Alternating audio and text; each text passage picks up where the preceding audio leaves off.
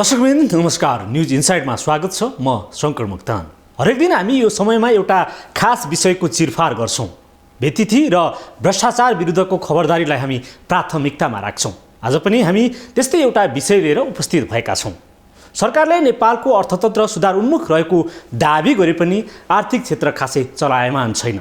यस्तो अवस्थामा सरकारले राजस्वमा वृद्धि गर्नु सक्नु पर्थ्यो, तर सरकारले भाषणमा आर्थिक सुशासनमा जोड दिए पनि राजस्व बक्यौता समेत उठाउन सकेको छैन। बक्यौता उठाउन नसक्दा राज्यलाई अर्बौं घाटा परेको छ, जसमध्ये 28 अर्ब नतिर्ने दूरसञ्चारको निजी कम्पनी हो स्मार्ट टेलिकम। स्मार्टले नवीकरण शुल्क 20 अर्ब सहित बक्यौता रकम नतिर्दा अनुमति नै खारेज गरेको छ। तर अब बक्यौता रकम कसरी उठाउने भन्ने सरकारलाई चुनौती थपिएको छ। स्मार्टको उठाउन नसकेको बक्यौता रकममा केन्द्रित छ आजको न्युज साइट। निजी क्षेत्रको दूरसञ्चार सेवा प्रदायक कम्पनी स्मार्ट टेलिकमको सेवा सञ्चालन अनुमति पत्र खारेज भएको छ। स्मार्ट टेलिकमले सरकारी बक्यौता र नवीकरण दस्तुर बापतको करिब 28 अर्ब रुपियाँ बुझाउन नसकेपछि सेवा सञ्चालन अनुमति पत्र स्वत खारेज भएको छ। तर कसरी बक्यौता रकम असुल्ने भन्नेमा अन्यल देखिएको छ। निजी क्षेत्रको दूरसञ्चार सेवा प्रदायक कम्पनी स्मार्ट टेलिकमको आधारभूत टेलिफोन सेवा सञ्चालनको अनुमति पत्र लाइसेन्स खारेज भएको छ। 2070 वैशाख 2 गते आधारभूत टेलिफोन सेवाको लाइसेन्स पाएको स्मार्ट टेलिकमको म्याद गत वैशाख 2 गते सकिएको हो। प्राधिकरणका अनुसार स्मार्ट टेलिकमले सरकारी बक्यौता करिब 3 अर्ब, नवीकरण शुल्क 20 अर्ब र 15% जरिवाना शुल्क गरी करिब 28 अर्ब रुपियाँ बुझाउनु पर्ने थियो। तर स्मार्ट टेलिकमले लाइसेन्स नवीकरणका लागि आवेदन नदिएको र सरकारी बक्यौता समेत नबुझाएपछि कम्पनीको लाइसेन्स स्वत खारेज भएको हो।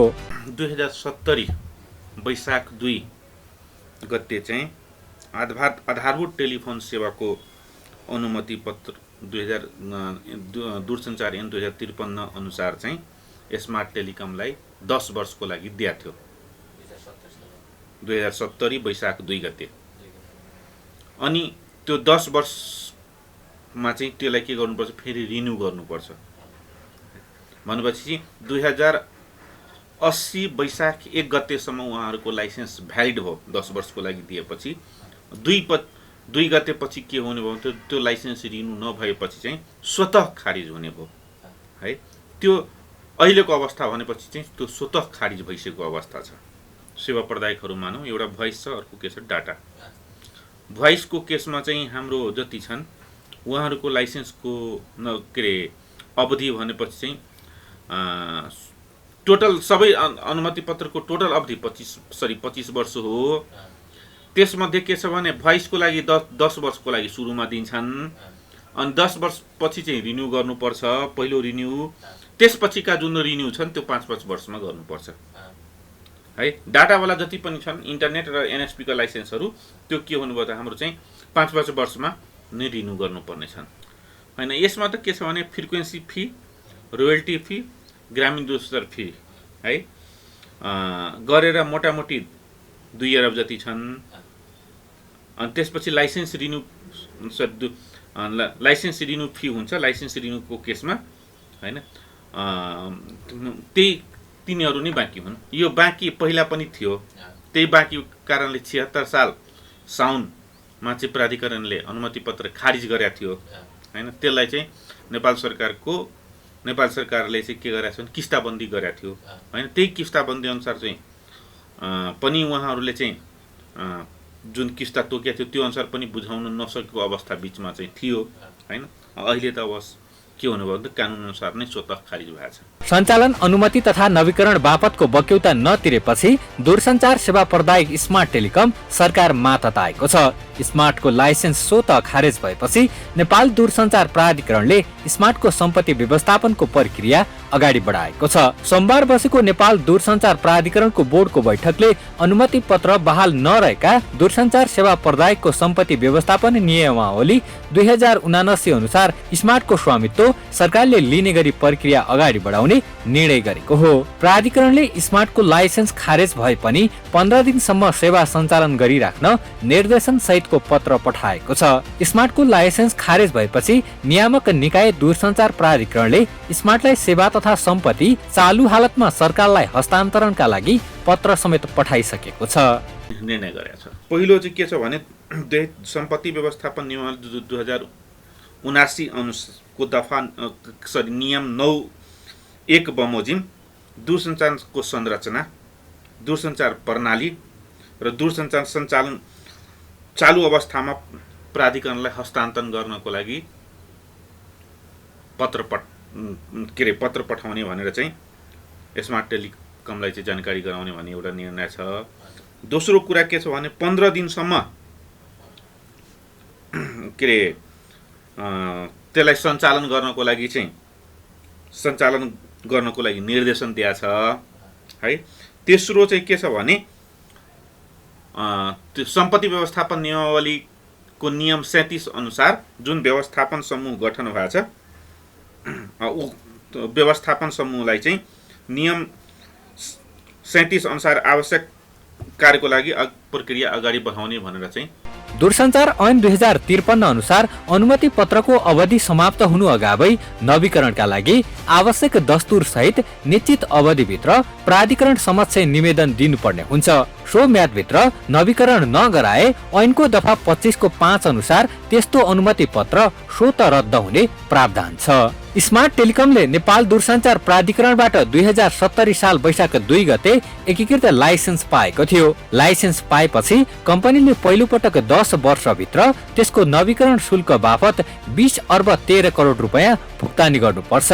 यसअघि पटक पटक स्मार्टले अनुमति पत्र नवीकरण गरिदिन र बाँकी बक्यौता तथा रकम तिर्ने समय माग गर्दै निवेदन दिएको थियो। तर उक्त निवेदनको जवाफमा नियामक निकाय प्राधिकरणले रकम नतिरेसम्म अनुमति पत्र नवीकरण नहुने जनाएको थियो। प्राधिकरणले यसअघि 2076 सालमा पनि स्मार्ट टेलिकमको अनुमति पत्र खारेज गरिदिएको थियो। तर सरकारले किस्ताबन्दीमा तिरे हुने निर्णय गरेपछि लाइसेन्स जोगिएको थियो। त्यसबेला स्मार्टले बक्यौता नतिरेपछि निजी क्षेत्रको दूरसञ्चार सेवा प्रदायक कम्पनी स्मार्ट टेलिकमको आधारभूत टेलिफोन सेवा सञ्चालनको अनुमति पत्र लाइसेन्स खारेज भएको छ।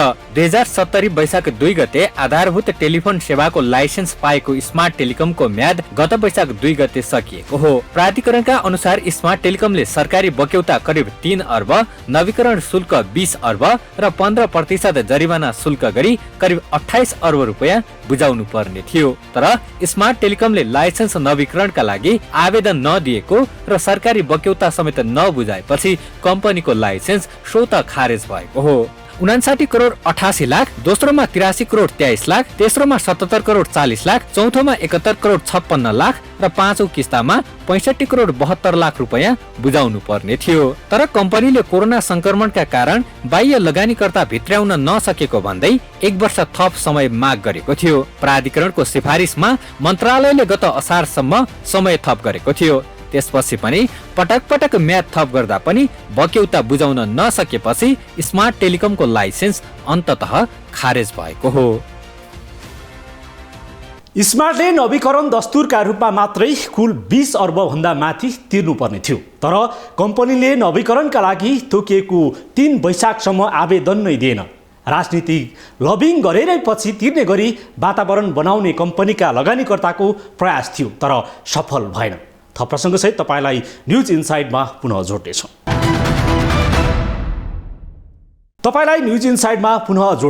लाइसेन्स खारेजी भएपछि स्मार्ट टेलिकम अहिले अदालत पुगेको छ। अन्तरिम आदेशको माग गर्दै स्मार्ट उच्च अदालत पुगे पनि अदालतले अन्तरिम आदेश दिन भने अस्वीकार गरेको छ। यद्यपि अदालतले सरकारका नाममा कारण देखाऊ आदेश पनि जारी गरेको छ। स्मार्ट टेलिकममा लाल चाहु डिस्ट्रिब्युटर प्रणाली सिङ्गापुरको 70 तथा जिलेटको 10% सहित सचिन लाल आचार्यको स्क्वायर नेटवर्क प्रणालीको 20% सेयर रहेको थियो। धराशायी बनेको स्मार्टले 1800 मेगाहर्ज ब्यान्डमा 12 मेगाहर्ज र 900 मेगाहर्ज ब्यान्डमा 5 मेगाहर्ज फ्रिक्वेन्सी प्रयोग गर्दै आएको छ। स्मार्ट टेलिकममा लालसाहु होल्डिङको 50%, कोस्पो इन्भेस्टमेन्टको 30% र स्क्वायर नेटवर्क प्रणालीको 20% सेयर स्वामित्व रहेको छ। इन्साइडर इन्भेस्टरका रूपमा अर्को मोबाइल सेवा प्रदायक कम्पनी एनसेल रहेको छ। स्मार्ट टेलिकमले फ्रिक्वेन्सी दस्तुर, रोयल्टी, ग्रामीण दूरसञ्चार विकास कोष शुल्क लगायत गरी करिब 28 अर्ब रुपैयाँ बुझाउन बाँकी रहेको थियो। प्राधिकरणका अनुसार स्मार्ट टेलिकमले 2075-76 सम्म 4 अर्ब 19 करोड रुपैयाँ बुझाउन बाँकी रहेको र त्यसपछिका 3 वर्षसम्म कुनै पनि हिसाब देखाएको छैन। तर अब लाइसेन्स खारेजीपछि स्मार्टलाई आफ्नो स्वामित्वमा लिन प्राधिकरणले आवश्यक तयारी समेत थालेको छ। कम्पनी नियन्त्रणमा लिई सेवा सञ्चालन गर्न प्राधिकरणले बोर्ड सदस्य गोकर्ण सिटौलाको संयोजकत्वमा 5 सदस्यीय व्यवस्थापन समिति समेत गठन गरिसकेको छ। दूरसञ्चार सेवा प्रदायकको सम्पत्ति व्यवस्थापन नियमावली नभएकै कारण अलमलमा रहेको प्राधिकरणलाई नियमावली आएपछि अहिले स्मार्ट टेलिकमको सम्पत्ति लिलाम बिक्री गर्ने बाटो खुला भएको छ। सञ्चार तथा सूचना प्रविधि मन्त्रालयले अनुमति पत्र बहाल नरहेका दूरसञ्चार सेवा प्रदायकको सम्पत्ति व्यवस्थापन नियमावली 2079 जारी गरेपछि प्राधिकरणलाई स्मार्टको सम्पत्ति व्यवस्थापन गर्न सहज भएको हो। कम्पनीको अनुमति पत्र स्वत रद्द भएसँगै दूरसञ्चार सेवासँग सम्बन्धित जग्गा, भवन, यन्त्र, उपकरण तथा संरचनामा सरकारको स्वामित्व आएको छ। अनुमति पत्र बहाल नरहेका दूरसञ्चार सेवा प्रदायकको सम्पत्ति व्यवस्थापन नियमावली 2079 को नियमावलीको नियम 9 को एक अनुसार जम्मा पुँजी लगानीको 50% भन्दा बढी विदेशी व्यक्ति वा संगठित संस्थाको लगानी भएको अनुमति पत्र बहाल नरहेको सेवा प्रदायकले नेपाल सरकारको स्वामित्व कायम हुने सम्पत्ति र त्यससँग सम्बन्धित दूरसञ्चार पूर्वाधार, संरचना, दूरसञ्चार प्रणाली र दूरसञ्चार सञ्जाल चालू अवस्थामा प्राधिकरणलाई हस्तान्तरण गर्नुपर्ने नियम छ। यस अनुसार अब स्मार्ट टेलिकमले 15 दिन सेवा सञ्चालनसँगै सबै संरचना सकुशल सरकारलाई बुझाउनु पर्ने छ। दूरसञ्चार ऐन 2053 को दफा 25(5) अनुसार अनुमति पत्र रद्द भएपछि सो कम्पनीको सम्पत्ति, जग्गा जमिन, उपकरण लगायत संरचनामा सरकारको स्वामित्व हुनेछ। प्राधिकरणले कम्पनी नियन्त्रणमा लिएपछि लाइसेन्स तथा पूर्वाधार लिलामीमा लैजानेछ। यस्तो अवस्थामा स्मार्ट प्राधिकरणको स्वामित्वमा आएसँगै यसको सम्पत्तिको मूल्याङ्कन गरी अब फ्रिक्वेन्सी सहित वोल कवल प्रक्रियामा जानेछ। त्यस सम्पत्ति जुन सम्पत्ति व्यवस्थापन नियमावली छ त्यो नियमावली अनुसार के काम गर्नुपर्ने हो त्यो चाहिँ व्यवस्थापन समूह गठन भइसकेको छ। त्यो व्यवस्थापन समूहले चाहिँ अरू कामहरू गर्नुहुनेछ। लाइसेन्सका शर्तहरू थिए त्यो अनुसार उहाँहरूले भुक्तानी गर्नु भएन भनेपछि त्यसलाई व्यवस्थापनतिर जानु भएन।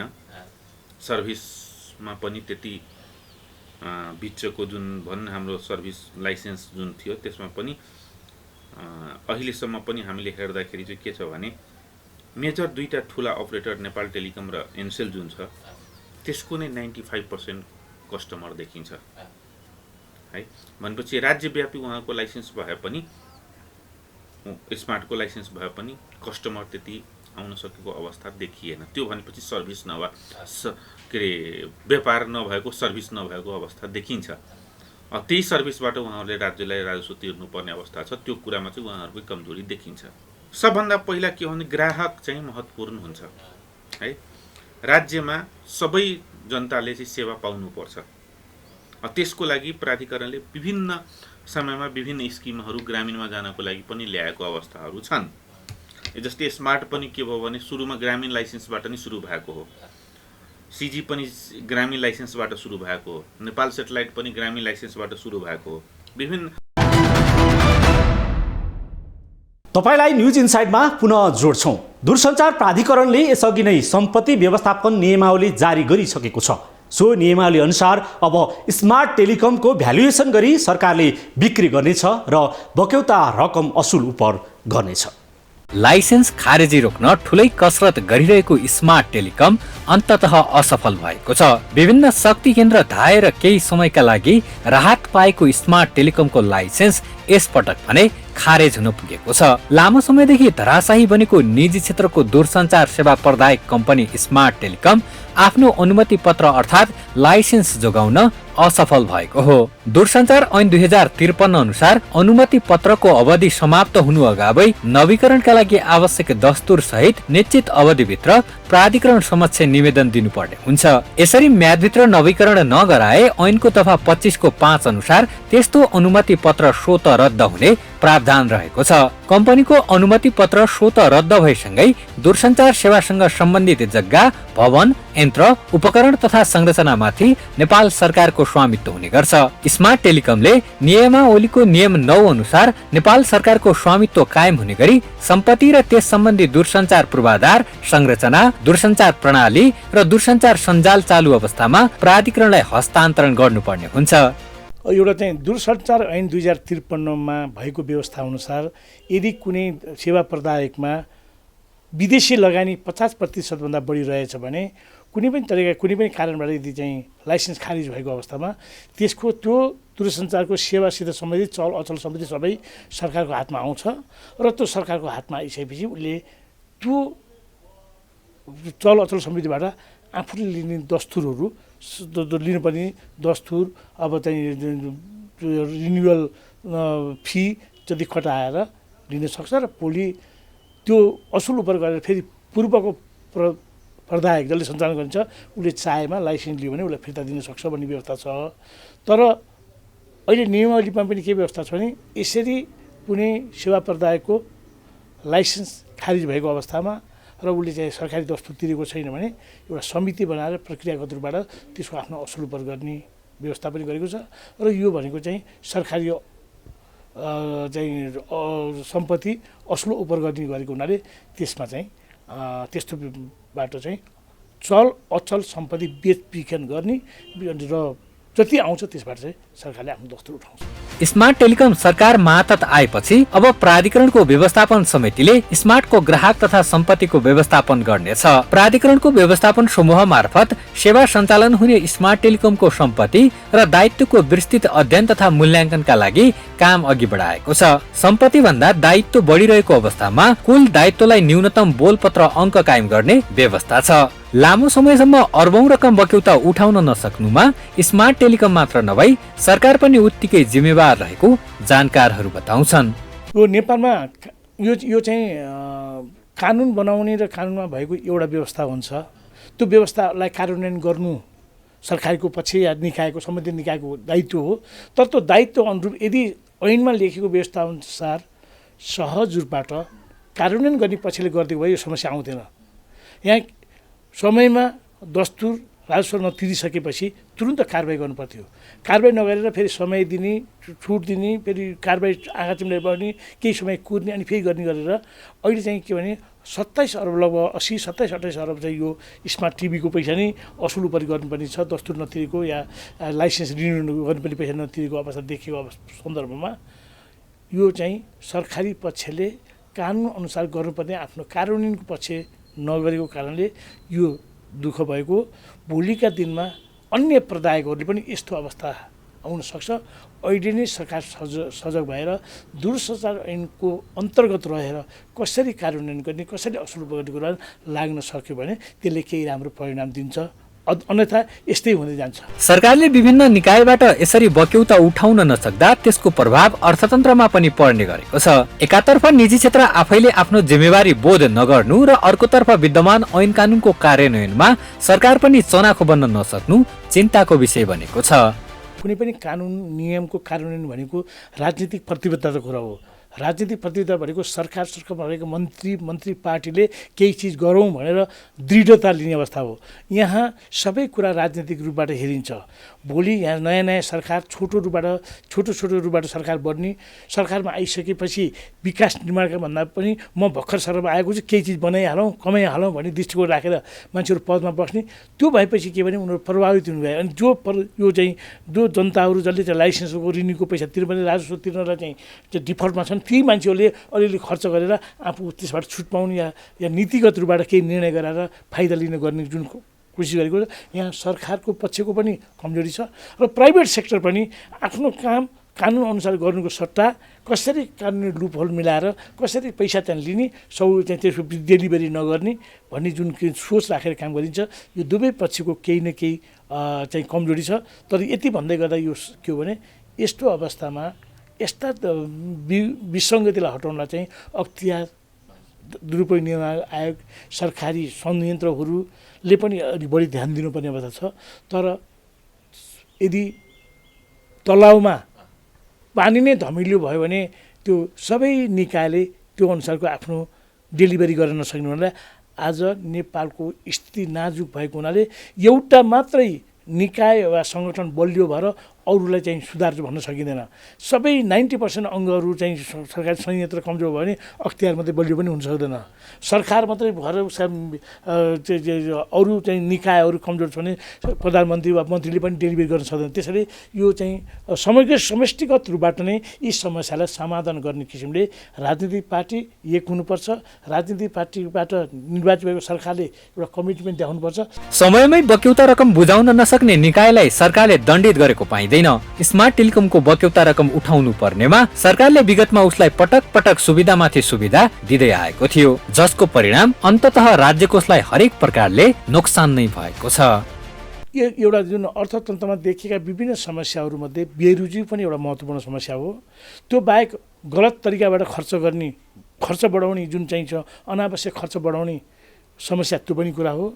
साथसाथै सरकारले समयमा गर्नुपर्ने निर्णय नगरेको कारणबाट कतिपय कार्यक्रम अगाडि नबढ्ने, ठेक्काका चिजहरू रोकिने र त्यसबाट सरकारले हर्जना पनि तिर्नुपर्ने अवस्था आउने हुनाले यसमा नितान्त रूपबाट सरकारले कार्यान्वयन पक्षमा दिनुपर्ने ध्यान, दृष्टिकोण र कार्यान्वयनपछि हुनु जुन सजगता छ त्यो नहुने नै यो समस्याको मूल जड हो। र त्यो भनेको गुड गभर्नेन्सको कुरा पनि जोडिन्छ र उत्तरदायी सरकारको कुरा पनि आउँछ।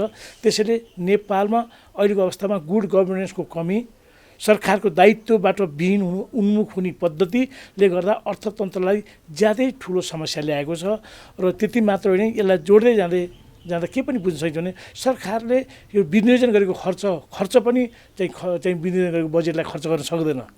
नगर्न सक्दा सरकारी ढुकुटीमा रकम रहे हुने र त्यसले गर्दा चाहिँ बजारमा नगदको चलायमान नहुनेले देशमा अहिले आर्थिक मन्दी आएको छ। आर्थिक मन्दी पैसा नहुँदाखेरि डिपोजिटर ब्याङ्कले बढी दिनुपर्ने हुन्छ। डिपोजिटरलाई बढी दिएपछि ब्याज पनि बढी बढ्नु भयो। ब्याज धेरै बढिसकेपछि व्यापारीहरूले त्यो ब्याजमा एकदम हाइएस्ट रेटको ब्याजमा ऋण लिएर उद्योग धन्दा सञ्चालन गर्न सक्दैन। अन्ततोगत्ता अर्थतन्त्र नै धराशायी हुने अवस्था आउँछ। यसलाई राष्ट्र ब्याङ्क, अर्थ मन्त्रालय र सरकारबाट वस्तु बसेर कसरी यसलाई सम्बोधन गर्ने भन्ने कुरा चाहिँ ध्यान दिनु जरुरी अहिलेको आवश्यकता हो। झन्डै 28 अर्ब रकम बक्यौता रहँदा समेत राजस्व प्रशासन के हेरिरहेको थियो भन्ने गम्भीर प्रश्न पनि छ। किन समयमै राजस्व उठाउन सकेनन्? अब बक्यौता रकम बराबरको लिलामीबाट असुल उपर हुने हो या होइन, भ्यालुएसन हुन बाँकी नै छ। त्यसैले स्मार्ट मात्र होइन, विभिन्न व्यापारिक तथा सार्वजनिक संस्थान लगायत निकायले राजस्व रकम समयमा नतिर्दा बक्यौता हरेक वर्ष बढ्दै गएको छ। अब बक्यौता उठाउन सरकारी राजस्व प्रशासनले तदारुकता देखाउन आवश्यक छ। हवस् त, आजलाई न्युज इनसाइड यति नै। हामी निरन्तर न्युजमा जोडिरहनेछौँ। नमस्ते।